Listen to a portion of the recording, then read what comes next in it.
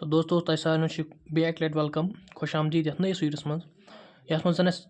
आज पर्न class 12th chapter number 5 ये जन नाव कंटिन्यूटी एंड डिफरेंशिएबिलिटी। तो ये चैप्टरस मज पर्न कंटिन्यूटी ऑफ फंक्शन बे डिफरेंशिएशन। यूजुअली ज पार्ट। तो फर्स्ट पार्ट सह continuity as per this name is regarded before studying continuity first part यह जरूरी अस गई पाई लिमिट ऑफ ए फंक्शन। तो गोड कंटिन्यूटी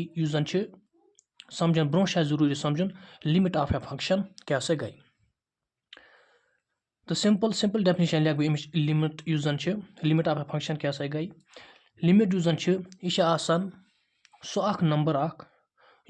फंक्शन अप्रोच कर एज इंडिपेंडेंट वेरिएबल। तो ये लिख बह तो सिंपल डेफिनेशन लिख मे लिमिट यह कित पे डिफाइन कर। लिमिट यह number limit is a number that a function approaches और reaches as the independent variable of function. तो ये इंडिपेंडेंट वेरिएबल क्या सा गो। इंडिपेंडेंट वेरिएबल यह वेरिएबल जन अप्रोच करान स्पेसिफिक वैल्यू। जन यह वेरिएबल यह इंडिपेंडेंट वेरिएबल यह सह वेरिएबल जन अप्रोच करान a specific value. It means अमुक वैल्यू सह चेंज गसान कहें बाय अदर वैल्यूज। अगर अदर वैल्यूज निमन अमुक वेरिएबल अमुक वैल्यू सह गि चेंज कहें। फॉर एग्जांपल अगर मैं जान समझाने कोशिश कर निमो F of X equal to for example 4x। तम जाए मे फंक्शन ये एक्स अप्रोच कर 2 फॉर एग्जांपल अगर हसा एक्स दिमो वैल्यू 2 ये वन एज एक्स अप्रोचेस 2 तेल जन यमुक वैल्यू यी बराबर सह कत बराबर एफ ऑफ एक्स जन सी बराबर 8 गो अमुक जन वैल्यू ये एफ ऑफ एक्स जन एक्स वैल्यू दिस बराबर 2 means as X approaches to 2 जन लिमिट मिलान लिमिट क्या मिलान 8 लिमिट मिलान 8 मीन्स यह इंडिपेंडेंट वैल्यू जन चेंज गसान कहें। अगर बाकी वैल्यू अत मज ऐड करो या बाकी वैल्यू दौरान हेक् यह वैल्यू चेंज गसित कहें। तवे वन जन इंडिपेंडेंट वेरिएबल यह सह वेरिएबल जन यह वेरिएबल अप्रोच कर स्पेसिफिक वैल्यू अप्रोच यह वेरिएबल कर अप्रोच स्पेसिफिक वैल्यू जन चेंज गसान कहें। स्पेसिफिक वैल्यू मीन्स यम जान कोर स्पेसिफिक वैल्यू अम जान approach as X approach to 2 F of X का द्रास बराबर 8 गो 8 अमुक लिमिट। वन अगर करो for example as X approach to 3 गो 3 पे कर बदल स्पेसिफिक वैल्यू अप्रोच। अगर यम जान करो as x tends to 3 4 into 3 is equal to 12 गो 12 तम जान स्पेसिफिक वैल्यू गो रिलेटिव वैल्यू मिलान यम जान कहें। तो सिंपली लिमिट थवन याद ज्यादा याद थवन कह यह समझाने बाबत हाई मे यम जान लिमिट हसा नंबर जन फंक्शन अप्रोच कर या हेको लिखित reaches as independent variable of function. Independent variable क्या यह सह वेरिएबल जन अप्रोच कर specific value. In mathematical sense how we can represent a limit. तो लिमिट कित पे मैथमेटिकली एक्सप्रेस कर लेखन limit x tends to A या X tends to any constant any number A बदल हेको सी ती नित या हेको कह स्पेसिफिक नंबर दित। जनरलस मज क्या लिमिट कर define limit x tends to A F of X जन सह बराबर एल एल मीन्स लिमिट। जन मे यम जान एग्जांपल थ्रो हो as x tends to 2 F of X value बराबर 8 गो 8 सोन लिमिट। तो अम पन तुम याद थवन लेफ्ट हैंड लिमिट तो राइट हैंड लिमिट क्या सा गो। तो लेफ्ट हैंड लिमिट क्या सा गई, लेफ्ट हैंड लिमिट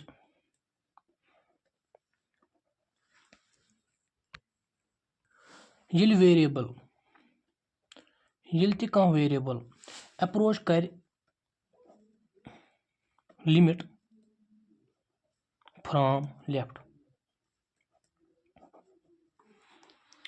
तो लेफ्ट हैंड लिमिट क्या डिफाइन कर, लेफ्ट हैंड लिमिट यह सह लिमिट ये हसा वेरिएबल अप्रोच कर it's limit from left side. वो लेफ्ट साइड पे अख वेरिएबल युस जन अप्रोच कर it's limit from left side, तेल हेको वनित युस जन लिमिट ऑफ ए फंक्शन यह हसा लेफ्ट हैंड लिमिट। तो left hand limit usually represent कर limit x tends to a negative। ये वेरिएबल अप्रोच कर लिमिट फ्रॉम लेफ्ट साइड तेल हेको वनित यह left hand limit. Left hand limit कर express mathematically limit x tends to a negative f of x युस जन सह सी l negative। l negative यह negative नंबर अम जाए डिफाइन कर कहीं, यह ओनली हावन क्या कर डिनोट लेफ्ट हैंड लिमिट। यम साइनुक युस जन अमुक यह साइन सिर्फ ओनली कर इंडिकेट क्या यह हसा लेफ्ट हैंड लिमिट। तो वह अगर राइट हैंड लिमिट डिफाइन कर, तो राइट हैंड लिमिट हसा सह लिमिट ये वेरिएबल अप्रोच कर लिमिट फ्रॉम राइट साइड, तेल हेको वनित युस जन लिमिट ऑफ ए फंक्शन यह हसा राइट हैंड लिमिट। चलो राइट हैंड लिमिट लिखो सिंपली, तो राइट हैंड लिमिट लिखो सिंपली ये हसा वेरिएबल अप्रोच कर लिमिट फ्रॉम राइट साइड।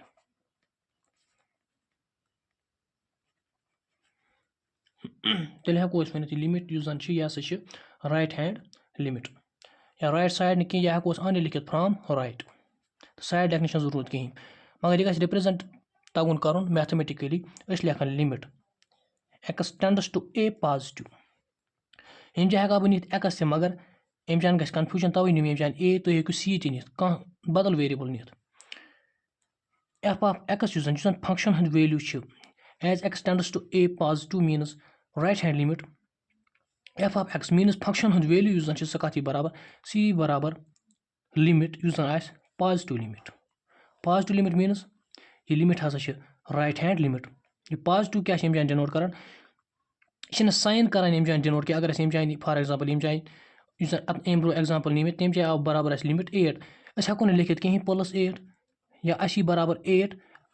अस युस जन वेरिएबल अम अप्रोच कोर्मुत लिमिट फ्रॉम लेफ्ट साइड अस हेको न लिखित कहीं -8, यह बिल्कुल रॉन्ग। तिकाज युस जन माइनस ओनली कर डिनोट क्या लेफ्ट साइड, पॉजिटिव ओनली कर डिनोट राइट साइड, और अस हेको न नंबरस युस जन नंबर यम जान मेल अस हेको न तथ बुथ कन साइन लगत कहीं, यह थवन खास ख्याल। तो लिमिट समझन पत्त वुचन वो कंटिन्यूटी क्या सा गई, तिकाज अस पाई यह चैप्टर नाव कंटिन्यूटी एंड डिफरेंशिएबिलिटी। गो सिंपली अस गणित समझन वो कंटिन्यूटी क्या सा गई या कंटिन्यूटी ऑफ फंक्शन क्या सा गई।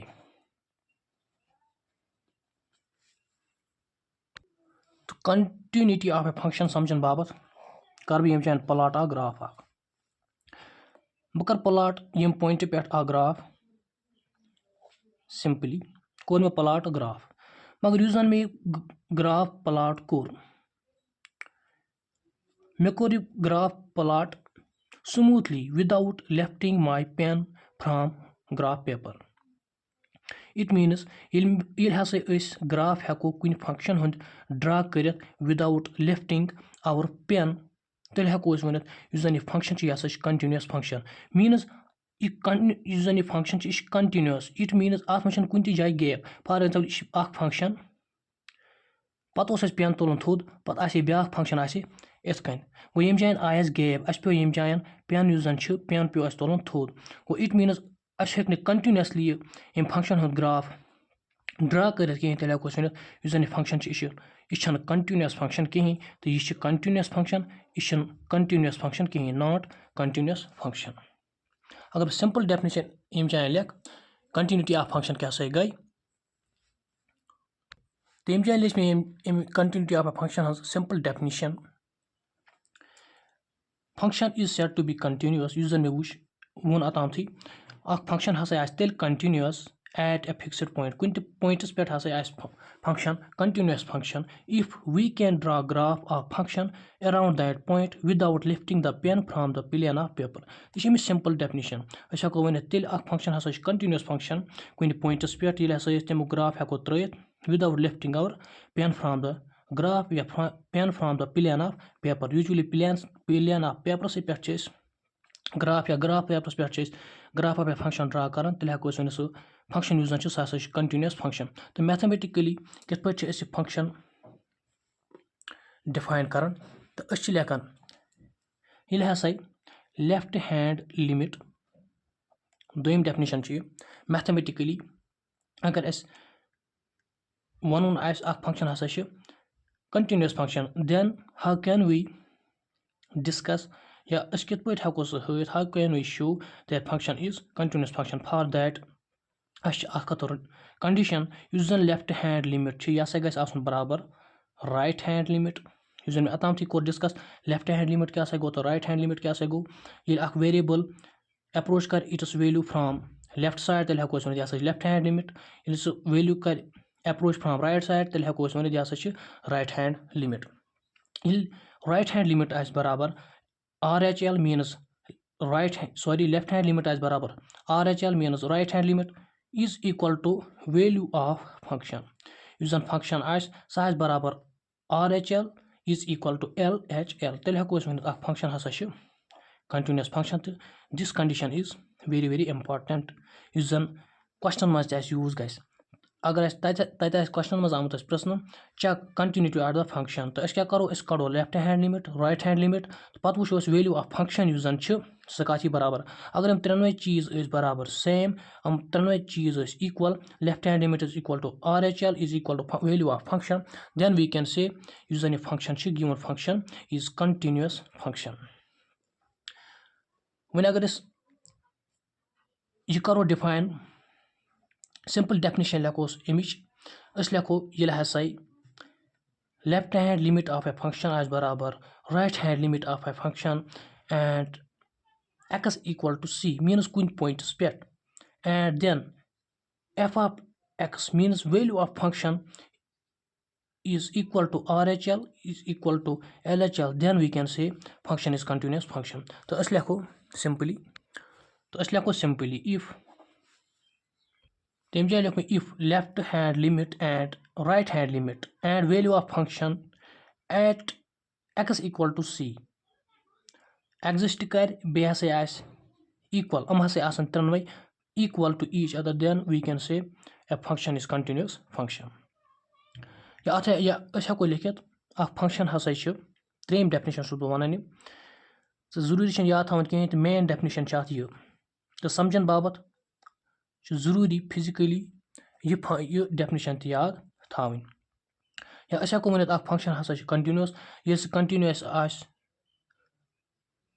All the values of its domain यम तो जन डोमेनस मज वैल्यू ये हसा फंक्शन तमन पे कंटिन्यूस तेल हेको वन सह फंक्शन हसा कंटिन्यूस फंक्शन तो कंटिन्यूस फंक्शन समझन पत जरूरी कह की पॉइंट्स याद थवन यम जन क्वेश्चनस मज यूज गसान तो तुम यम तो जन मॉड्यूलस फंक्शन तो यम कंडीशन वेरी इंपॉर्टेंट यम तो जन मॉड्यूलस फंक्शन ट्राइगोनोमेट्रिक फंक्शन तो रेशनल फंक्शन बे पॉलिनॉमियल फंक्शन हसा ऑलवेज कंटिन्यूस की पॉइंट थवन यम जान याद वेरी इंपॉर्टेंट यह प्रत कुन क्वेश्चन में गस यूज यम तो जन मॉड्यूलस फंक्शन ट्राइगोनोमेट्रिक फंक्शन तो रेशनल फंक्शन बे पॉलिनॉमियल फंक्शन हसा ऑलवेज कंटिन्यूस फंक्शन यह कंडीशन थवन याद अम पत अगर जो फंक्शन तो यह पॉइंट थो तो ये सत नोट कर अगर जो function function f and function g अगर जो फंक्शन f तो बे फंक्शन g हम continuous function at real numbers. Tell us f plus g, f minus g, f dot g means f into g, f by g asan always continuous. Based on continuity of a function in open interval, continuity of a function in closed interval. तो short रखूँ बताई इमसन question मज़ा इस्तेमाल कर सकता हूँ trick गसन आसन पाई ताकि अस पे तम जान से proof करने जरूरत की अगर one continuity of a function in open interval अगर अस का function गिवन पता वन तुम करो सा चेक यह कंटिन्यूस पर तौर दित ओपन इंटरवलस तेल हेको डायरेक्टली वन जन यह फंक्शन यह कंटिन्यूस तिकाज ओपन इंटरवलस मज हमेशा फंक्शन कंटिन्यूस तो ये लिख मे यम जान it is continuous at each point in open interval अगर अस कह इंटरवल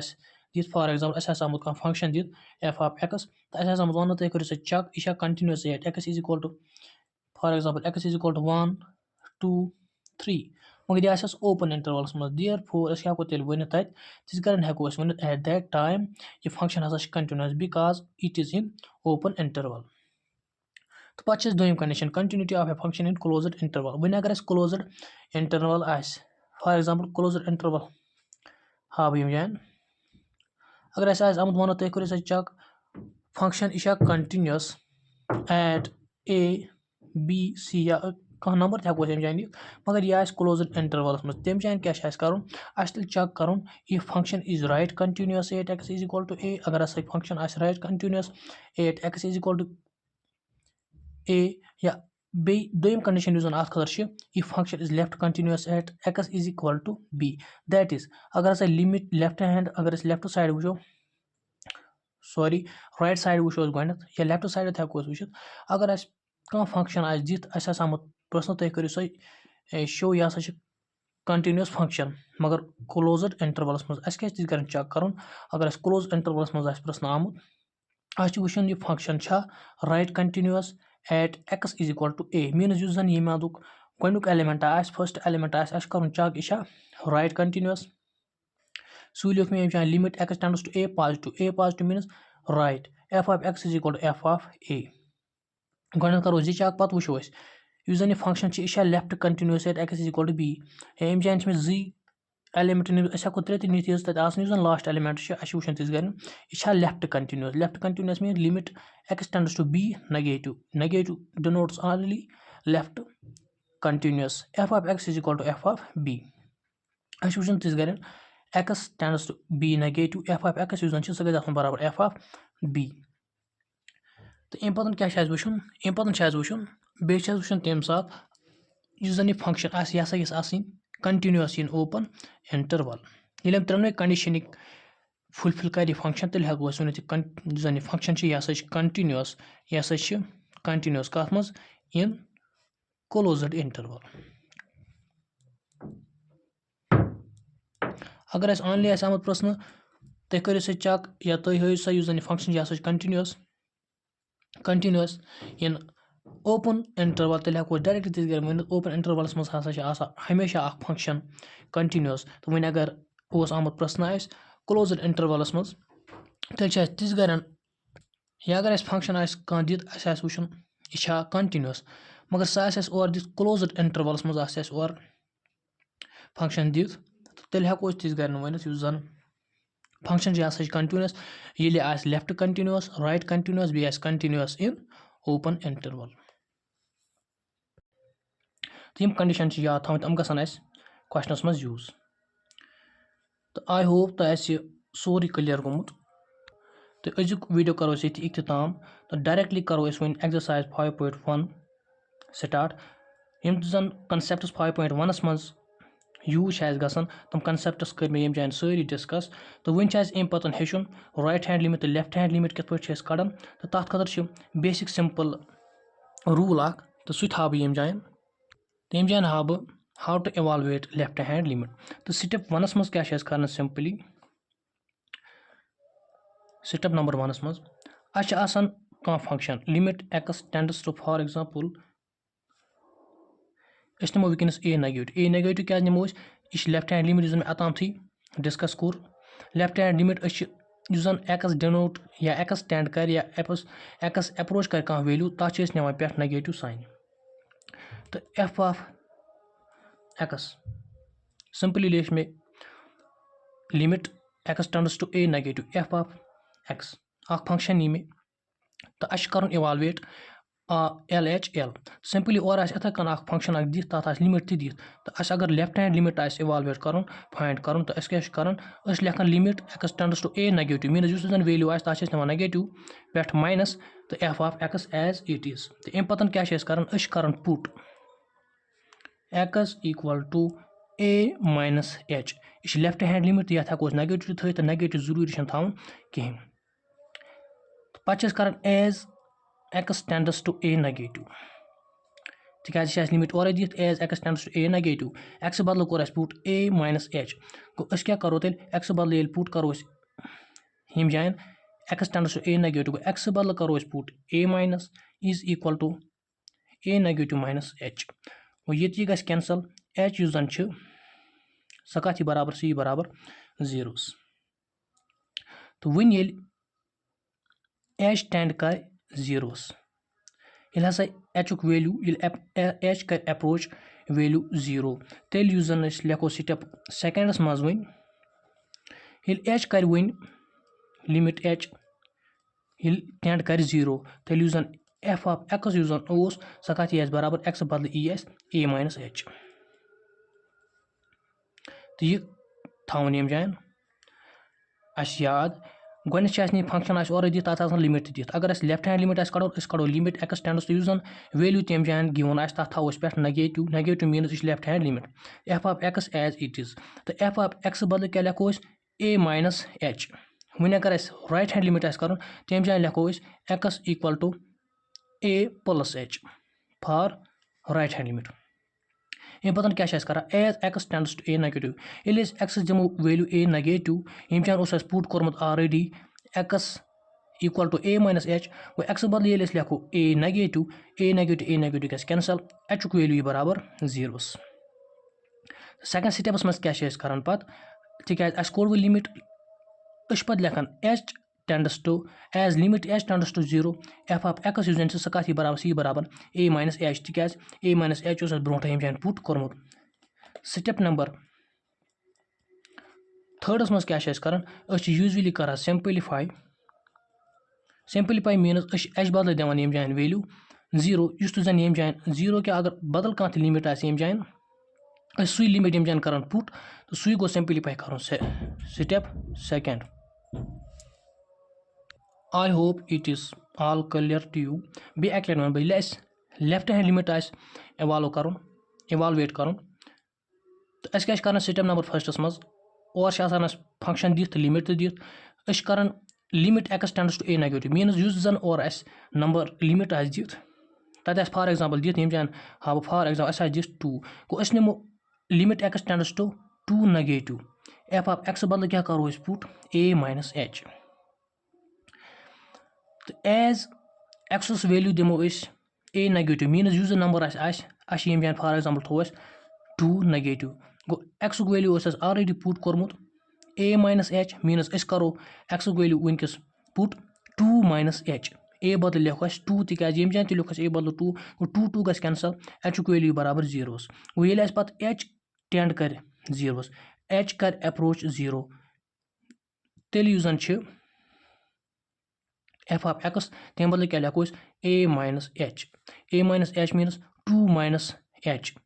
बदल दिमो जीरो एफ ऑफ एक्स पे बराबर 2 गो करो पे सिंप्लीफाई स्टेप नंबर सेकेंड तो करो हेको पे फाइंड कर इवालुएट कर लेफ्ट हैंड लिमिट तो आई होप यह क्लियर गोमुत तो बाकी वो क्वेश्चन मज वन करो डायरेक्टली अम पे स्टार्ट बेकिस वीडियोस मज एक्सरसाइज 5.1 तो इंशाल्लाह आई होप सह बास तह सहल तो क्लियर तक यम तन कॉन्सेप्ट तम यूज गम कर मे जान सारी डिस्कस तो आई होप तह अजुक वीडियो पसंद आमुत अगर तुम वीडियो पसंद आमुत मे यूट्यूब चैनल कौशल मैथमेटिक्स को जरूर सब्सक्राइब बेहू कमेंट मज जरूर वन कमेंट सेक्शन मज जरूर वन कम जाए आव समझ कहीं या कह कन्फ्यूजन रूद तो बह कर इंशाल्लाह रहमान सह कन्फ्यूजन दूर करने कोशिश तो अजुक वीडियो करो ये ताम दी नेक्स्ट वीडियो तम इजाजत अल्लाह हाफिज़।